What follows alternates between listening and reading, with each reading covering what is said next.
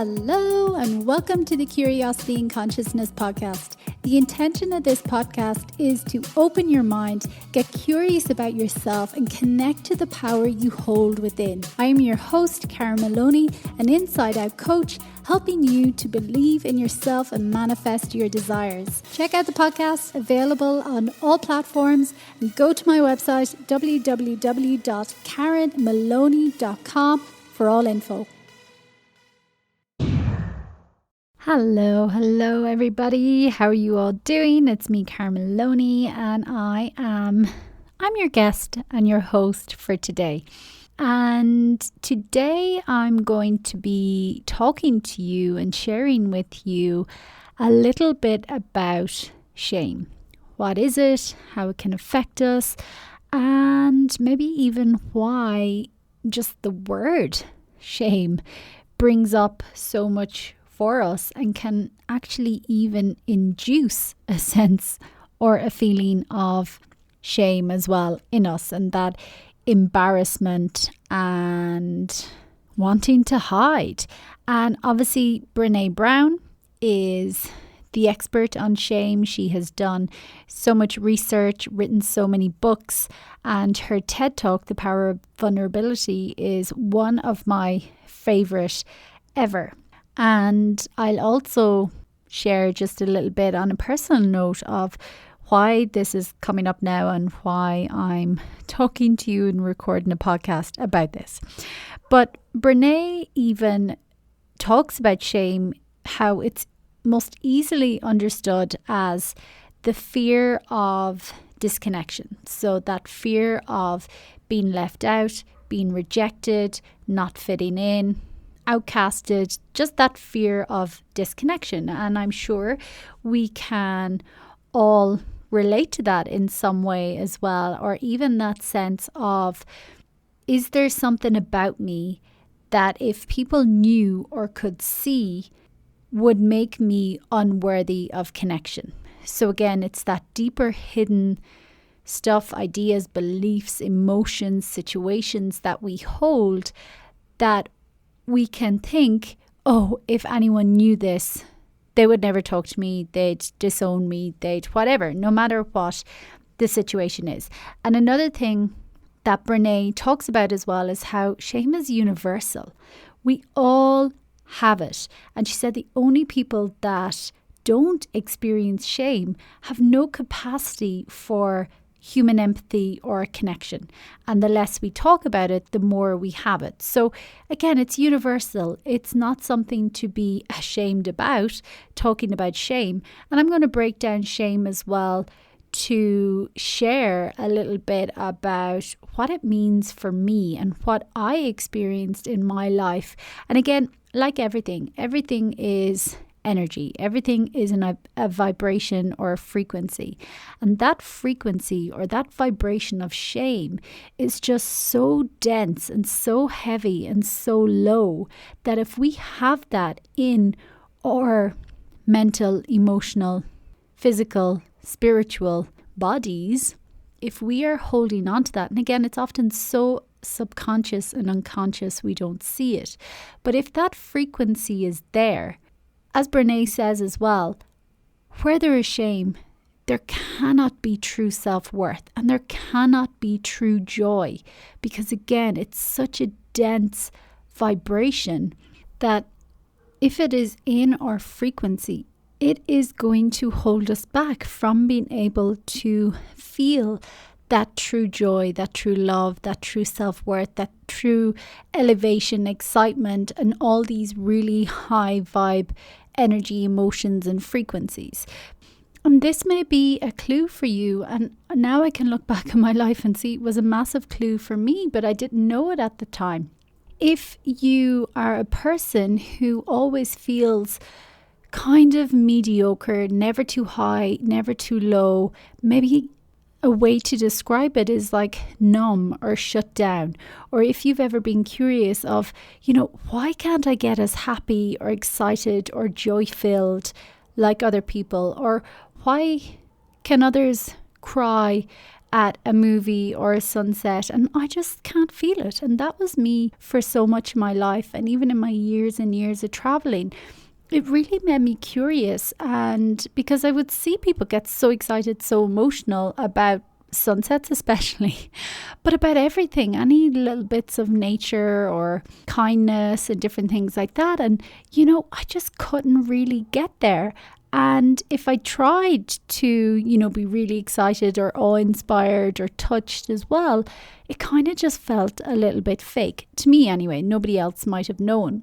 But to me, it felt like, I just can't get there. So if anyone feels like that, a little bit numb, I have even used the word dead inside. I would look back now and see, I felt so dead inside for so long. There wasn't much of anything. It was just like, meh. It was just like empty. It was just like mediocre, numb, samey. It wasn't too high. It wasn't too low. It was just a lot of nothingness, really. So maybe someone can relate to that as well. And again, it's like in any kind of disease or in any kind of sickness or anything that's presenting. These are just the symptoms. So, I had lots of symptoms of not being able to feel joy or whatever the case may be, or we have symptoms when it comes to before or when we have an illness, we're just lethargic or digestion isn't working right, whatever the case may be.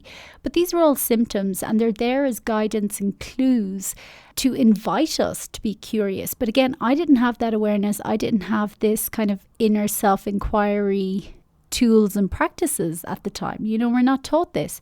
So I didn't realize that they were symptoms of a deeper root. And when we have curiosity to see what the root could be, we can free ourselves from these things. But like that, I didn't have it. It is what it is. And it was all part of my learning as well. And I can clearly look back and see it all now so obviously. But again, when we're in it, we don't see it. They're like our blind spots because it just kind of feels normal. And when we don't know another way, well, we don't know there is another way.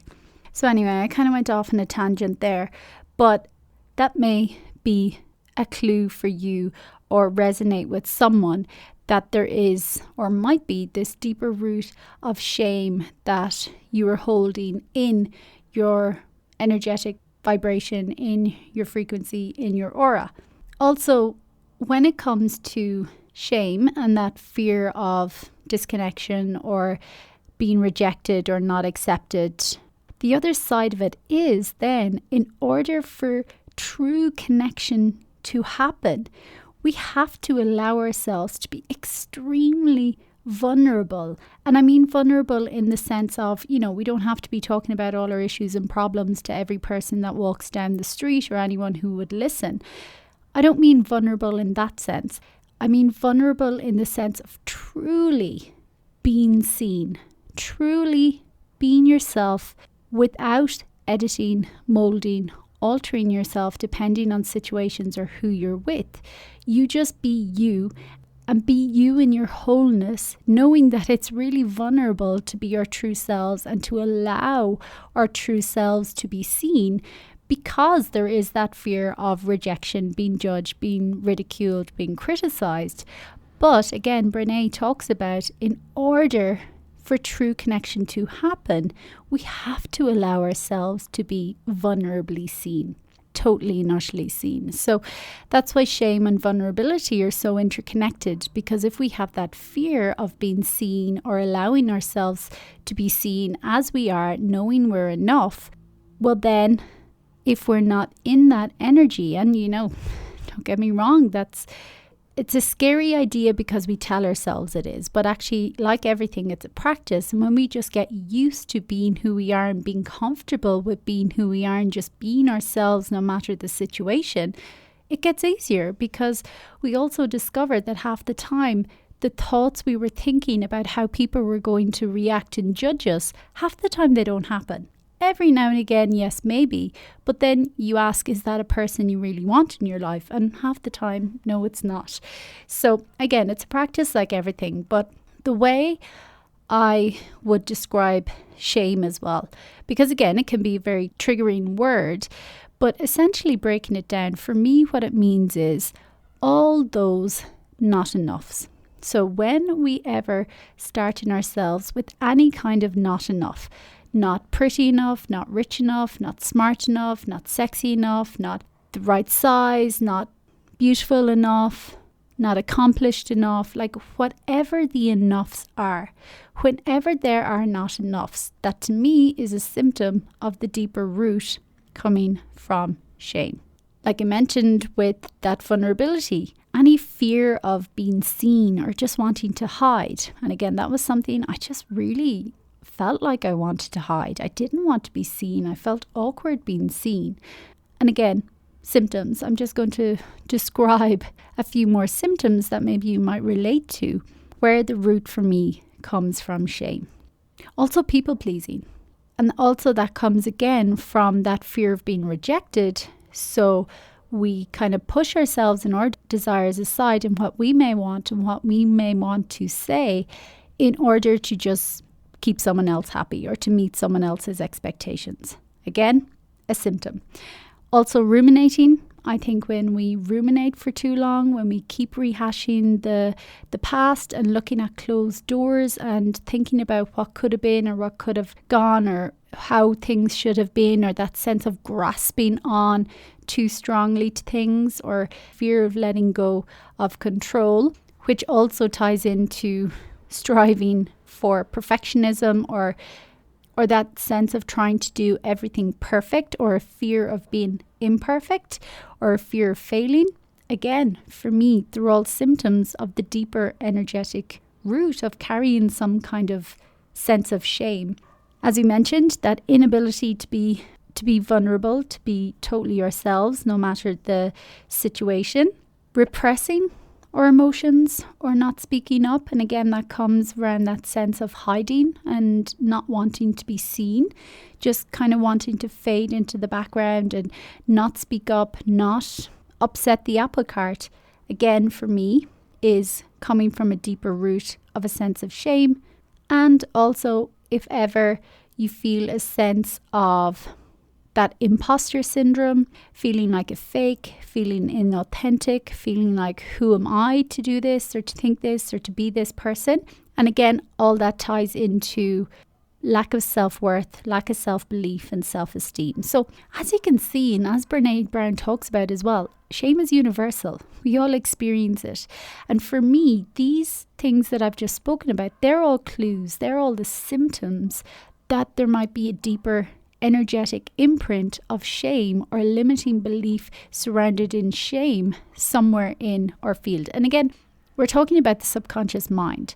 So most of what we carry in our subconscious mind, over 95% of it is not ours, they say, unless you've been on an awakening consciousness inner journey where you have been removing and releasing the beliefs that no longer serve you and doing things and reprogramming yourself essentially to think and feel and do things that do serve you. Unless you've been on that journey, 95% of what we think, feel and do is subconscious. And most of it we picked up before the age of 7.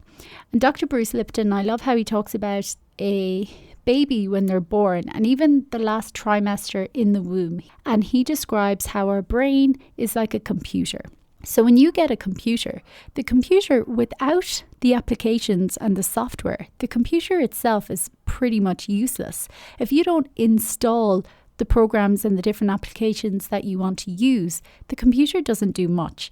And he makes the analogy that our brains are the exact same. So we're born, they're completely blank, and then we, or society, or parents, culture, education, religion, install the various programs on our brain. And Dr. Bruce talks about how our brain comes online in the last trimester in womb. And up until the age of 7, we're literally being hypnotized. So everything is going straight into our subconscious mind, implicitly and explicitly. We don't have the filtering mind to decipher things. We just take things as literal. And then they're subconscious. So then we go through life confirming the stories that we have. So even say, for an example, nowadays, lots of people working from home, they're on their laptops, they're on their computers. A young child before the age of 7 doesn't have the critical mind or the critical capacity to think that, oh, my mother, my father is working, so for my future and for my education, and so we can live in this house and have food and pay the bills, and great, I can live this life. A child doesn't think that if they're trying to get their parents' attention before the age of 7 and say, they're genuinely doing something, or they're in a meeting and they literally can't talk at that moment, and they just say, I'll be with you in a minute, honey, or whatever it is. Again, a child of that age doesn't know that that's what they're doing. They just think, I'm not important. And that's a program, that's an example of a program that is put into their subconscious mind. They just think, I'm not important. And then they go through life confirming that story. So they might not get a job promotion, and then it's like, oh, see, I'm not important. Or they might not be picked for the school ball or for the sports team, and it's like, oh, look, I'm not important, or I'm not good enough. And that's just a really quick example.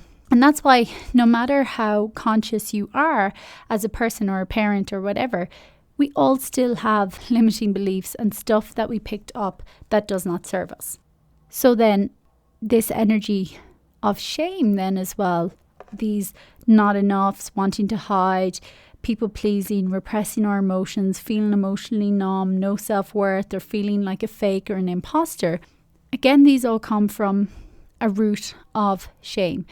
And every aspect has an energetic and emotional component. Every illness, every physical issue, everything has an energetic and emotional component. And unfortunately, this is often not looked at in, Western medicine or mental health or anything like that.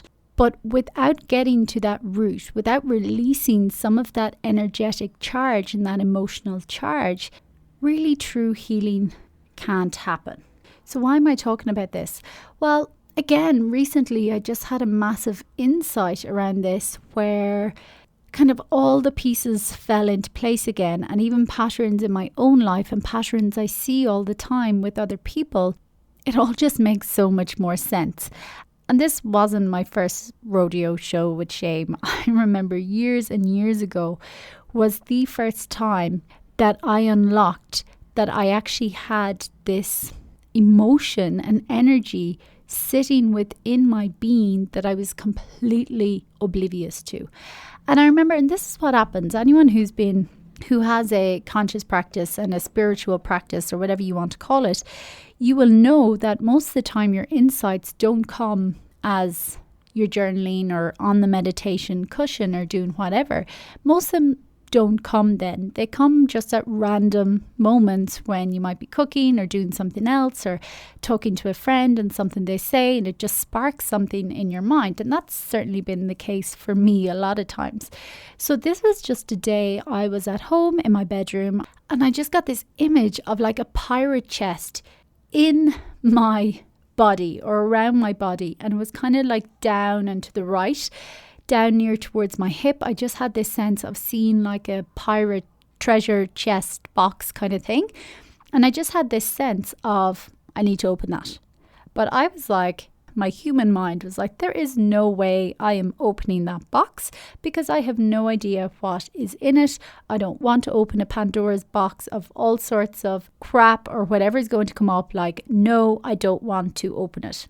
And this all happened really, really quickly. But I remember, when things do come up, often that's our first reaction. We don't want to look at them. We avoid. We're afraid because sometimes we repress and we suppress and we avoid and distract ourselves for so long that we think that if we open up or if we feel it or if we go there, we might never come out, or it might just keep coming and be like an avalanche or a tsunami and just wipe you out totally because, we're holding things together and we're living life.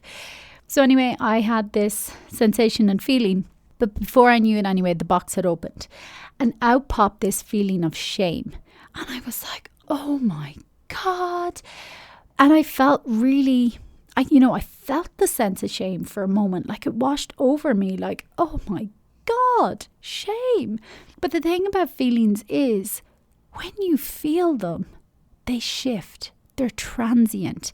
And emotion is energy in motion and it wants to move. But again, we're not taught how to. So we stop the process. Again, we avoid, we numb out, we distract ourselves with TV, with exercise, with food, with alcohol, drugs, sex, whatever. But emotions just want to be felt.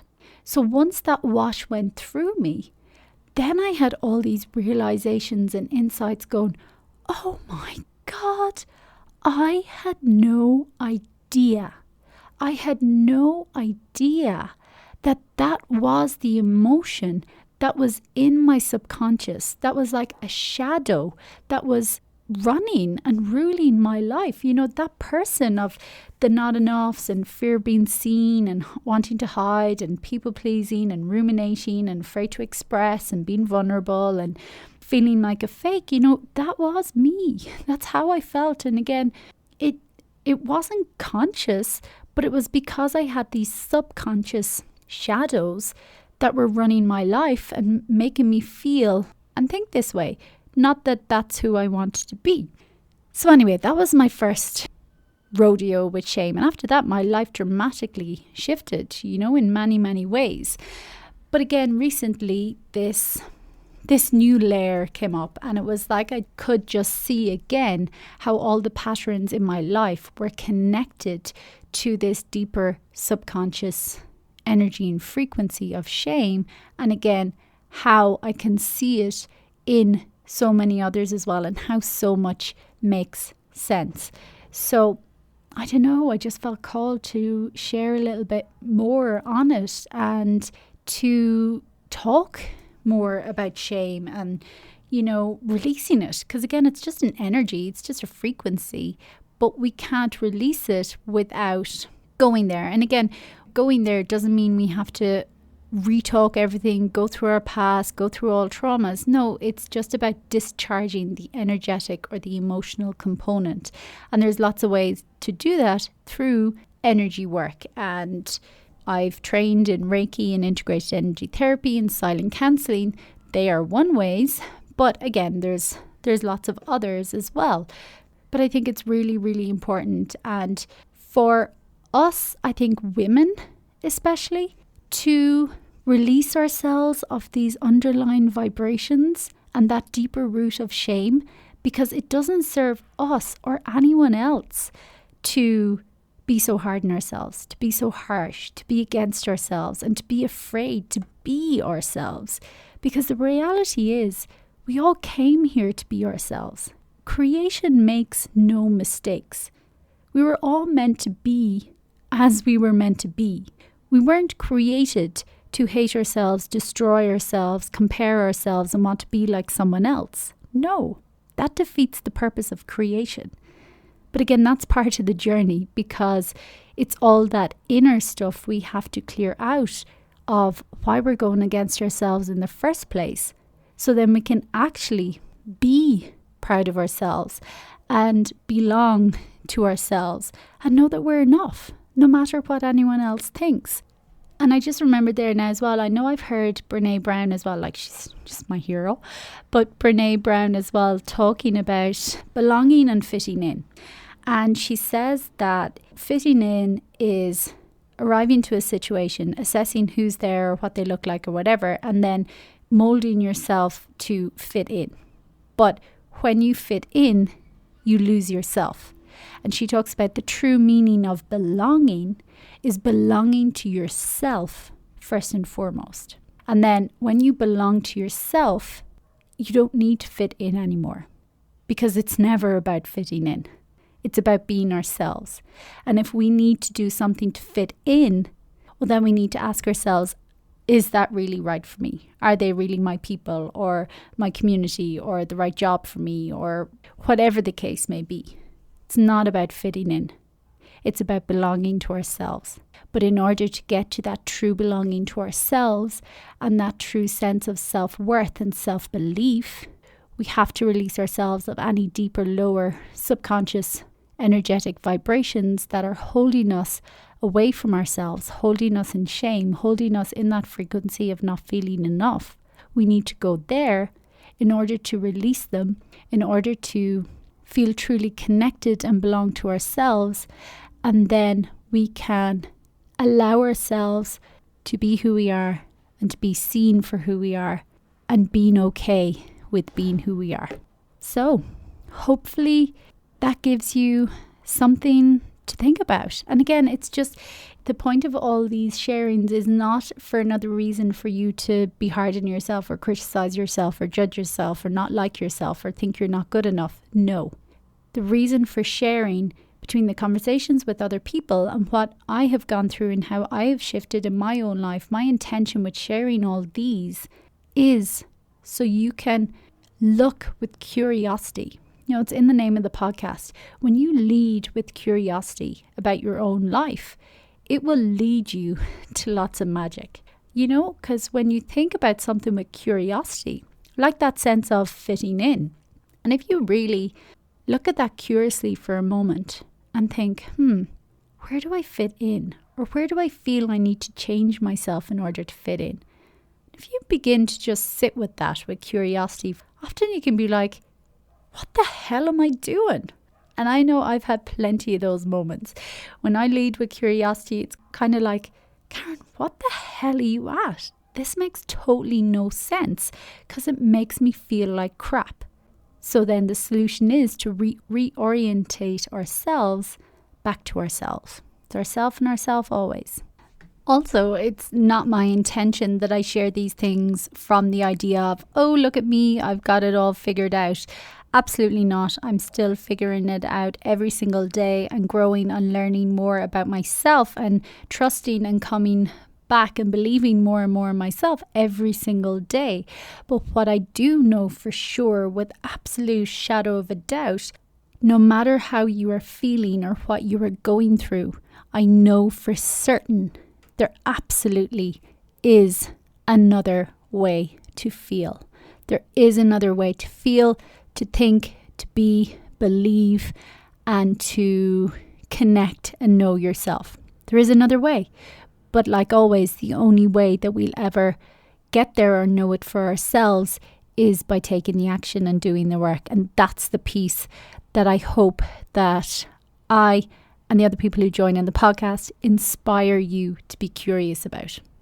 So let me know if you got something from this. Let me know if it resonates, and let me know if you would like some support with this, whether through silent counselling, or I have a couple of spots left on the special 6-week coaching offer that I'm doing at the moment. So reach out, support@KarenMaloney.com, or go to my website, karenmaloney.com, and I look forward to chatting to you. Until next time, bye.